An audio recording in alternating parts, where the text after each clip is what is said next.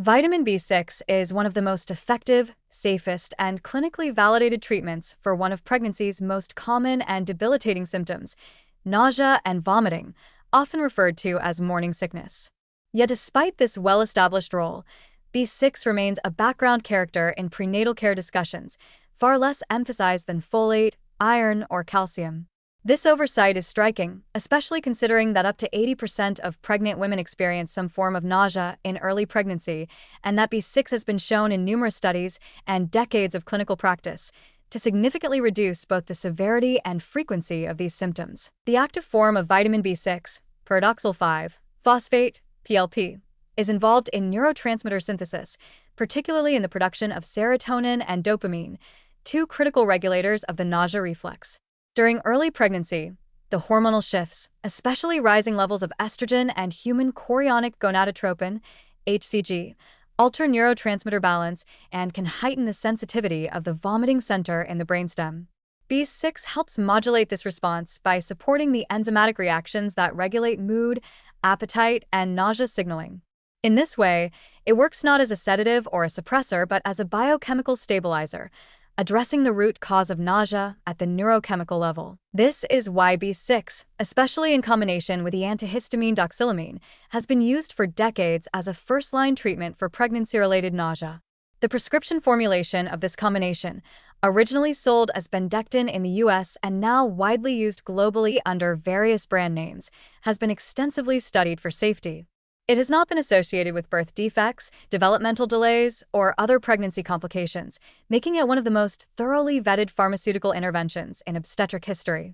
In fact, both the American College of Obstetricians and Gynecologists, ACOG, and Health Canada recommend vitamin B6, either alone or with doxylamine, as the first-line pharmacologic therapy for nausea and vomiting in pregnancy. Despite this, B6 is rarely emphasized in the general conversation around prenatal nutrition. Instead, healthcare providers and pregnancy resources focus almost exclusively on folic acid to prevent neural tube defects, iron to prevent anemia, and increasingly vitamin D. These nutrients are undeniably important, but the narrow focus often leaves women underinformed about other nutrients that can dramatically improve their quality of life during pregnancy. This knowledge gap is especially frustrating considering that B6 is inexpensive, widely available, and generally well tolerated even in higher doses. Many women suffer through weeks or months of debilitating nausea, believing it to be an inevitable part of pregnancy, unaware that a safe and evidence-based nutrient exists that could significantly ease their symptoms. Others turn to unregulated supplements or herbal remedies with less clinical backing and greater potential risks. Even when women are prescribed a doxylamine, B6 combination, the communication around it often centers on the antihistamine component, with B6 treated as a passive add-on. In reality, B6 is doing most of the biochemical heavy lifting. Beyond nausea relief, B6 also supports broader aspects of maternal and fetal health. During pregnancy, demands for B6 increase significantly due to higher metabolic turnover, expanded blood volume, and the needs of fetal development. B6 is crucial for DNA synthesis, neurotransmitter production, red blood cell formation, and immune modulation, all of which are critical for both the mother and the developing baby. Yet, prenatal vitamins often include only minimal amounts of B6, commonly 2 to 5 milligrams, despite evidence that higher doses, typically in the range of 10 to 25 milligrams per day and up to 50 to 100 milligrams for therapeutic use, are more appropriate for managing nausea and meeting physiological demands. Part of the problem is historical. Folate earned its place in prenatal care due to its dramatic role in preventing neural tube defects, and iron due to the very visible issue of maternal anemia. B6, on the other hand, works more quietly. Its benefits are felt subjectively: reduced nausea, more stable mood, better energy. But these are not as easily quantified or dramatized in public health campaigns. Additionally, B6 has no pharmaceutical halo effect. It doesn't make money the way a patented drug might, and its low cost and accessibility mean there's little commercial incentive to spotlight it. Moreover, misconceptions about vitamin B6 toxicity may discourage both clinicians and pregnant women from using it more aggressively.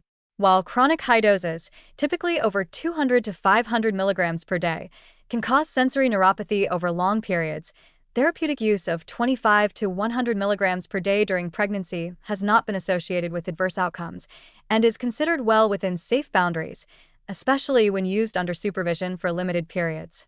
Still, the fear of vitamin overdose, though vastly overstated, often leads to excessive caution, even in cases where the benefits clearly outweigh the risks. In conclusion, vitamin B6 is not just helpful in pregnancy, it's essential, both for fetal development and for maternal well-being. Its role in preventing nausea is one of the best documented, safest, and most cost-effective interventions available to pregnant women, yet it remains marginalized in both clinical protocols and public awareness. This reflects a broader problem in prenatal care: the failure to integrate foundational nutritional science into real-world guidance. Until this changes, millions of women will continue to suffer needlessly during pregnancy, not because effective treatments don't exist, but because no one told them about vitamin B6.